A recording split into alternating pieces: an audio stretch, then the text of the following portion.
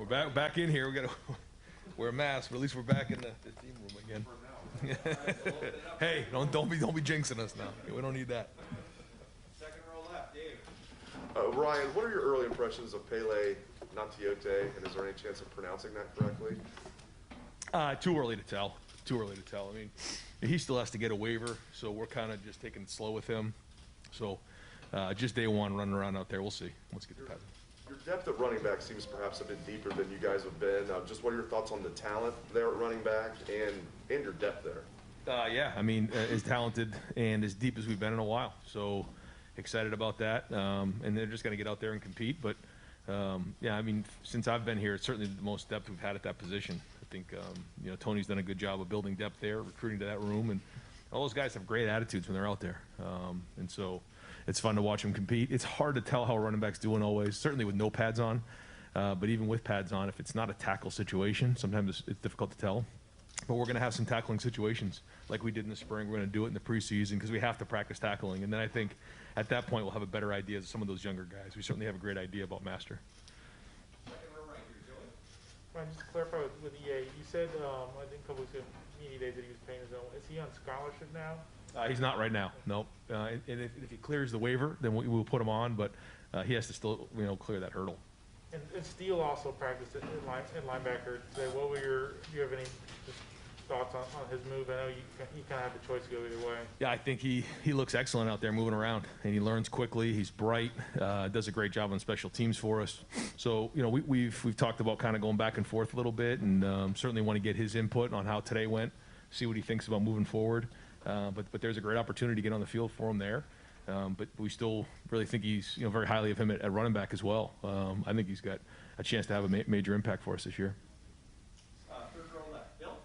Ryan, it seemed like Josh Fryer kind of made the most of some increased opportunities in the spring, and judging by where he was today, it seems to have carried over. Just what do you make of his last few months, and where is he, I guess, in that battle for left guard? Yeah, Josh has talent.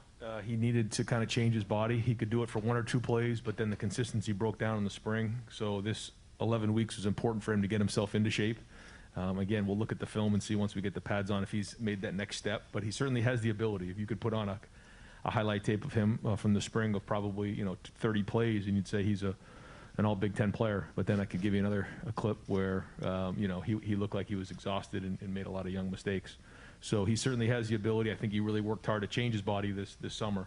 But again, once we get the pads on, we'll have an idea of how much progress he's actually made.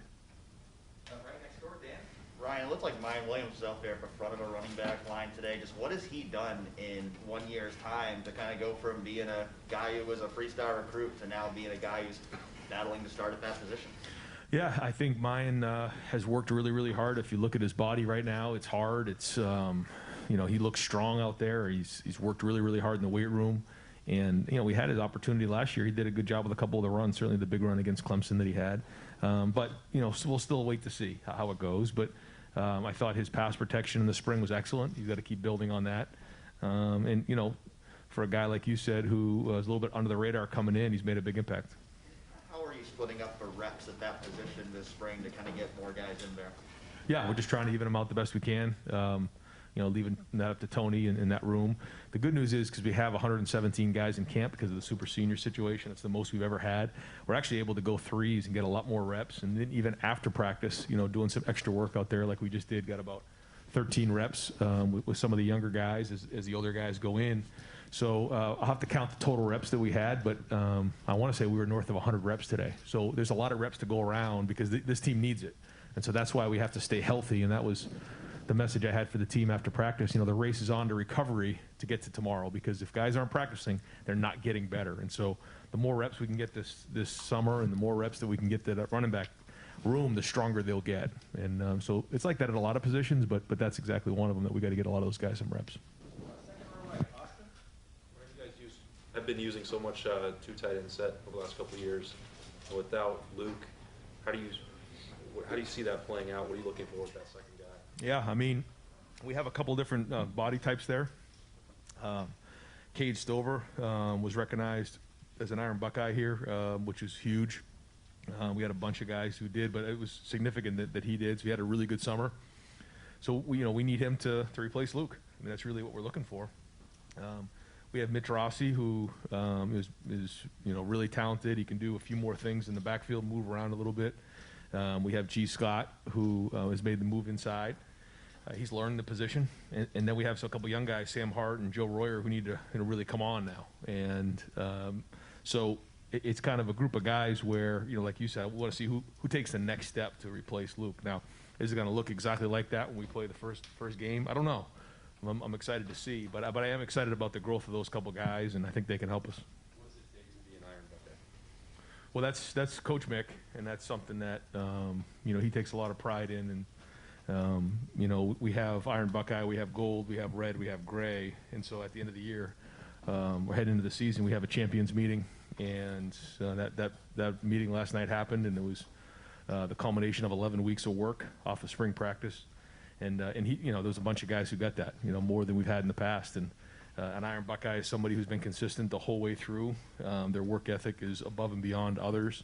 Never misses a day, never takes a day off, and really strains to get better. And it's something that around here means a lot. And I know this: when you're an Iron Buckeye around here, you got a chance to make an impact. Because if you're doing that for 11 weeks with Coach Mick, something good's happening. Second row middle, Bill. Nick usually has that handover ritual. Did you guys have that last night? And what was his kind of state of the team that you're inheriting? Yeah, so really what it is just, it's kind of the transition from that 11 weeks of working with the team and the strength staff. They're there, and then all of a sudden we get back into football and that transition. And so, our tradition the last couple of years has just been having that meeting, and then really Coach Mick kind of handing over the team. We don't do it as much of a production of it as they had in the past, but it's the same thing. I mean, that's what's going on. We're transitioning from all that work, all that conflict, all that leadership and accountability that was so important that we're going to fall back on. And we do it all the time. Like during the season when things go bad, we fall back on these 11 weeks. All the stuff that we did with mat drills and different things in the winter as well. Huge part of our program. And so, but now we get into football, and there's a little bit of a transition there, like you're saying. Obviously, there are a lot of questions about the team starting with the quarterback, but give me a sense of just how you feel about this team, and the fact that this is kind of back to normal, kind of back to normal. I don't know. I mean, there's a lot of guys on the team that have played a lot of football. When you think about some of the guys in the offensive line, you look at Haskell Garrett, you look at Antoine Jackson and Zach Harrison. You look at Jeremy Ruckert's played a lot of football. Chris Olave's played. So there's been some guys, Master Teague, they've played a lot of football, but there's also a lot of young guys. So it's a combination of the two. I don't think we'll really know until we start getting into some of these games and figure it out because, there's a lot of big personalities and a lot of production that left the team from last year. So certainly at the linebacker position as well, four guys that had such an impact on leadership and production on the field. So I don't think we know yet, but I think coming off of the summer, talking about how many guys made gold and how many Iron Buckeyes we had, that's a great projection into what's going to happen in the fall. And so if we can stay healthy and continue to work the way we're working, we're going to have a good season. How many guys made Iron Buckeye? I don't know the exact number. I can get it to you next time. I'll have to get it from Mick. Third row right, Tony. Right, just wondering about the health of the team. Cam Brown, saw him out there. Court Williams, saw him out there. Did not see Tyler Friday. Any updates? Yeah, no real updates there. There are some guys who are still coming off of those injuries and they're easing their way into camp. A lot of guys are back, but a lot of those guys too are just there's probably a handful, like 5 or 6 guys that they're just kind of working their way back into camp. Tyler Friday won't be available. I won't get into his injury just yet. I haven't talked to him about that, about making it public, but he won't be available for really for camp and really for most of the season. And Cam Brown, is he full go, good to go? Yeah, he's easing his way back in. He practiced today. He looked good running around out there. We're going to put a lot of these guys on what we call pitch counts, so they only have so many practices. We ease in. They have only so many reps in practice. And then hopefully by the middle of next week, they're full go. Far left, Nathan. Regarding the linebackers, and I know the depth chart is still going to be fluid, but seeing Cody Simon out there as kind of the first guy with the base defense, just what have you seen from him that sort of let him separate there, and how much are you evaluating things like intangibles there as he's going up against some older guys who would be going for that? Yeah, I mean, nothing's been decided yet. We're still, it's really, the way we look at it is it's practice number 16 coming off of spring practice. And Cody had a very good spring. You know, where it goes and stuff, we'll see. I think we're going to need a bunch of those guys. Last year, there was 4 of them, and they're the ones who played. This year, you know, my guess is it's going to be a little bit by committee, but we'll see. We'll see how the next few weeks go. But like you said, you know, there's some veteran guys in there that have to play for us. Taraja and Dallas and Kayvon. I mean, you know, they're into year 3, and it's time to go. Some of those younger guys are doing a great job in pushing, Tommy and Cody. And it's good to get Steele in there and you know, see him run around a little bit as well. So, you know, that's a position, obviously, that was going to get a lot of attention here and get a lot of focus from the staff, certainly through August. And hopefully in about 2 weeks, we've got a better idea of who's going to be starting in that first game. With Tyler out, that would seem to transition this sort of luxury that you had with Jack Sawyer and JT to allow to kind of let them come along, maybe place some more urgency on how quickly they start making an impact for you? Yeah. I mean, for a lot of those guys, you know, there's some other guys out there that are in the same boat, but yeah, they're going to have to, you know, get on the field a little bit sooner than maybe we thought before. And then, you know, that's really that whole defensive end room now because you lose a guy. Second row left, Steven? Losing for a linebacker, it seems like you guys have always been maybe trending towards maybe a more base defense where you've got this bullet look. You guys have been talking about it for 3 years now, but between the spring game and today, maybe seemed like the first time we actually saw that out in play. What have maybe Ronnie Hickman and Craig Young kind of shown you guys over the past 6 months that have allowed them to emerge there? Yeah, I mean, we've always kind of had the bullet idea, and we want to put the best guys on the field, and that's a package for us that we can go to if we need it. But they've done a good job. Ronnie and Craig both had good summers. Court's coming along, and so if we can get those guys, and then you have, you know, Lathan and Marcus Williamson, and so, you know, you start to add some of those, the depth that we had there of a little bit more experience, and that gives us a few more options there for sure. Back row right, Blake? Yeah, Ryan, did you find yourself looking at 44 just to see what he looked like in scarlet and gray, or just after the build-up of getting him? Nah, I mean, once you get on the field, you're just rolling, and I'm knee-deep in the quarterbacks and the offense, and certainly we'll look at the film now. We got about 3 hours before they come back and get on the film, so that's really, you know, where you find out a lot of stuff on film. But it was good to see a lot of young guys out there, some guys we hadn't seen before. You got Jordan Hancock out there. You got J.K. Johnson. You know, it was Mike Hall. You know, there's a bunch of young faces out there. That was great. But certainly it's good to see JT out there. Anything new with the quarterbacks? Anybody progress? No, but I thought as a whole, I thought we threw and caught the ball well for day one. And we'll see what that means. But, you know, they certainly did a lot of work this summer because, I mean, I think the first routes on air, the ball didn't touch the ground. And that's a very, very good sign. But that's just step one. We got a long way to go. Second row right, Tim? Yeah, just 2 quickies. Number one, what was just your flash thoughts on what you saw from the secondary today, from the standpoint of progress, future, et cetera? I thought they had juice, and I thought because we have depth, those guys were able to practice a little bit faster, a little harder. Where last year, I think it was hard for Sean and for Seven because we just didn't have very much depth there. You know, guys were injured, and so they had to pace themselves a little bit. Where we looked a little sharper today. I thought we drove to the ball a little harder, had a little bit better football position, and I thought some guys flashed out there. So, again, just to start, but more depth allows us to play more guys and be fresher and be sharper. Anybody in particular flash caught your eye? No, I mean I got to look at it and see. It's so early, but just as a whole, they look sharper today. That was 1B. My number 2. You've helped define a lot of starting quarterbacks in your career, and do you find it hard when you're watching a practice to, if a guy does something wrong, to get it out of your head? You know what I mean? How do you play that? Like a guy on a jab step on a zone read or something. It doesn't. I think it depends on the mistake. You know, if it's a mistake that makes sense, we're okay. If it's detrimental or fatal, like a pick six or something that's just crazy, that might cost you the game, that's hard to get out of your head because you're always going to be thinking about that. But there's certain, you know, you don't. I tell the guys all the time, you don't just jump on a bike and start riding the bike. You know, you're going to fall off some. That's part of. You can't be afraid to fail. But then there's other things that are just, you know, you can't get away with them. You know, they're unacceptable. And you know, throwing the ball into coverage or throwing the ball in a dangerous situation or just being reckless with the football, that's hard to get out of your head. I'll say for the most part today, I didn't see any of that, so that was good. But again, just day one. Middle, Pat. Going back to Paulie, and just the situation there, as you wait for clearance there, how much do you have him doing? Do you expect it to be done by the start of this? I mean, like, what is he able to do while you guys are trying to get all the rest of these guys ready as well? I mean, he's part of the program. He's part of the 117, and we're gonna just see it. I think it's another week or so before we can really get an answer on it. So, like you said, that puts us in a pinch.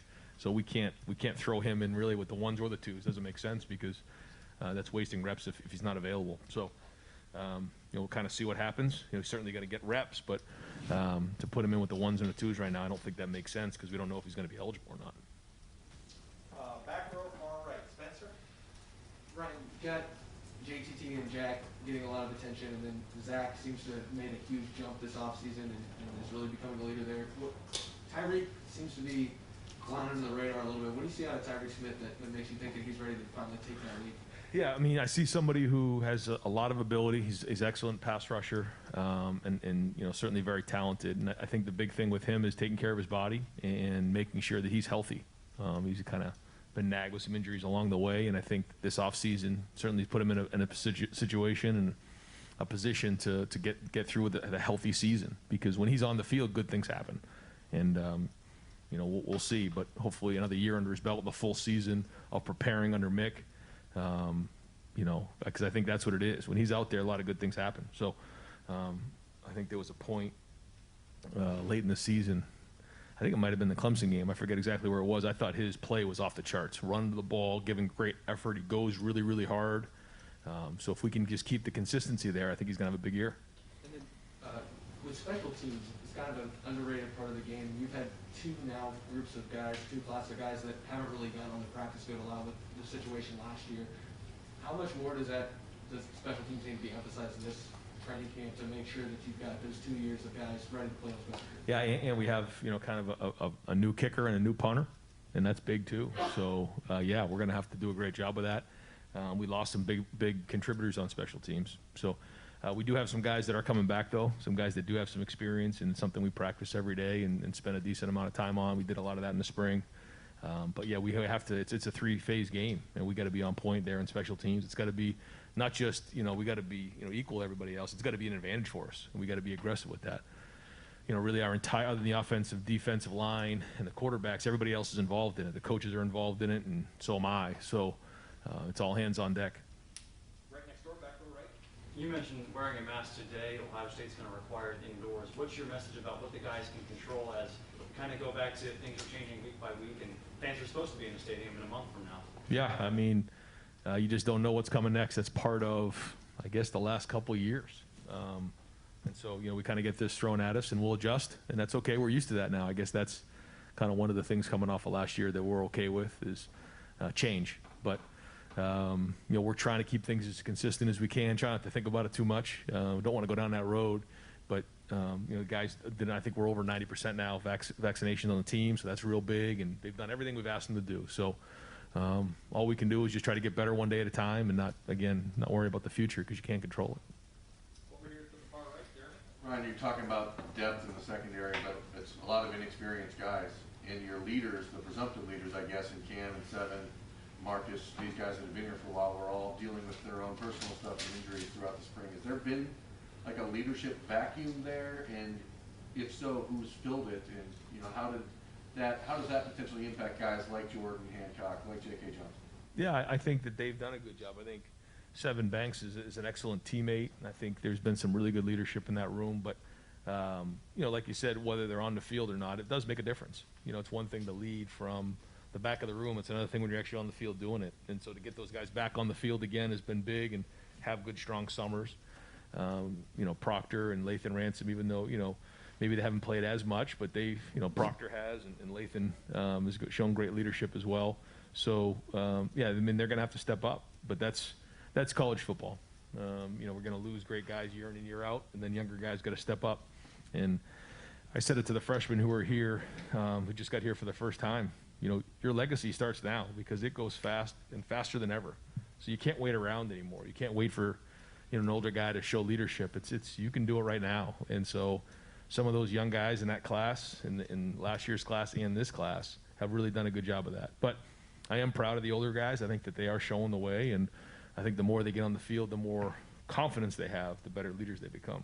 Where do you see Jalen Johnson and Andre Turrentine fitting? I mean, are they multiple guys? I don't know. Yeah, I want to see once we look at the film. I don't even know what I'm looking at. Some of those numbers, I don't even know who they are. Like, well, that was a good play. Who's number 32? I don't even know who they were. So I gotta figure out who those people are. Some fresh names, fresh jerseys out there. Some guys switch numbers. So I think Marcus Williamson was in 5. I didn't know who that was. We got to figure all that out. But again, just as a group running around and making plays, there was energy and it was sharp, and I thought it was competitive. We got a few more minutes. Some of you, if you want to raise your hand, if you've got another question, we'll keep Coach Dave for a few more minutes. Go ahead, Tim. Yeah, Marvin Harrison Jr., you got to see him all spring, et cetera. Put him in perspective as a incoming freshman. It seems that he has all the tools. I mean, just watching him and stuff. And I don't know, how would you put him in just a guy coming in raw, et cetera, but he looks ready to play. I mean, I think all 3 of the guys are very, very impressive. And Marvin had a really good spring. He's had a really good summer. You've seen him. He looks great.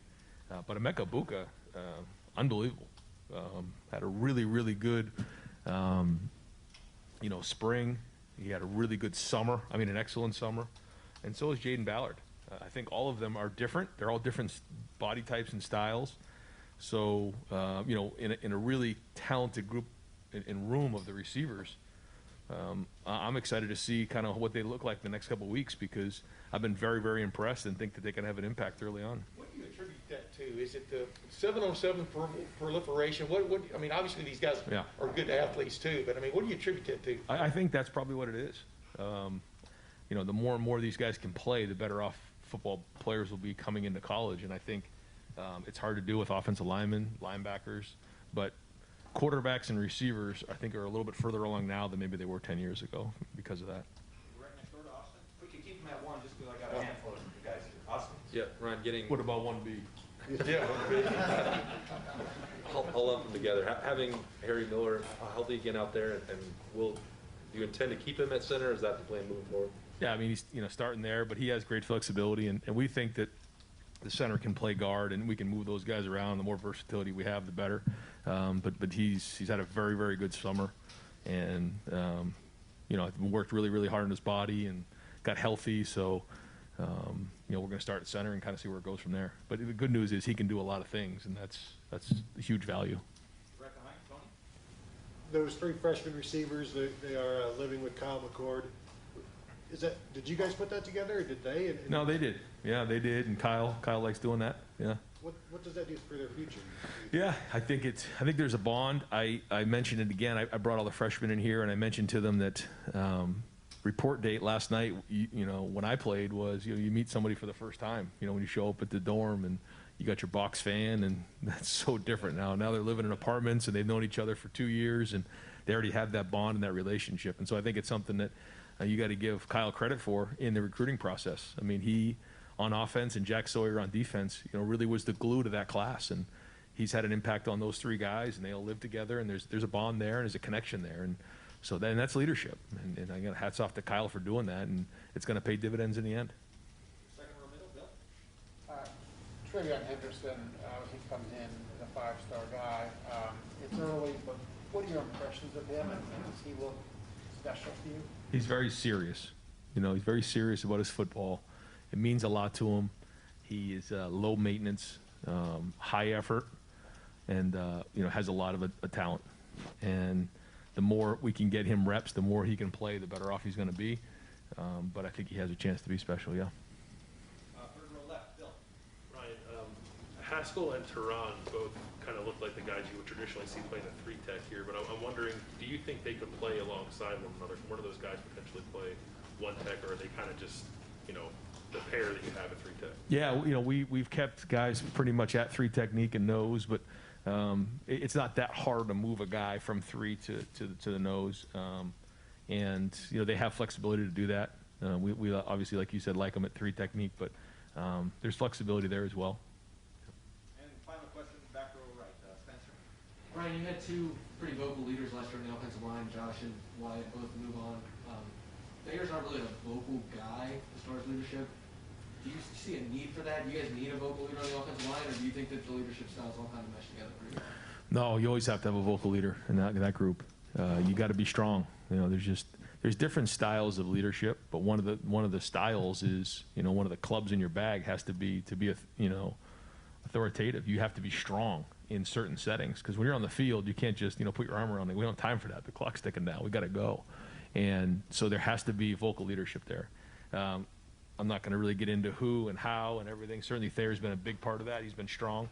But there's been other guys in that group that has actually stepped up in front of the team this summer in some of the mixed workouts and had really, really strong, powerful messages for the team and for their unit. And so I think that there is a vocal group there. There has to be a vocal presence in that room. And so I think we have some really good young leaders in that group. Coach, thank you very much. See you guys. Thanks.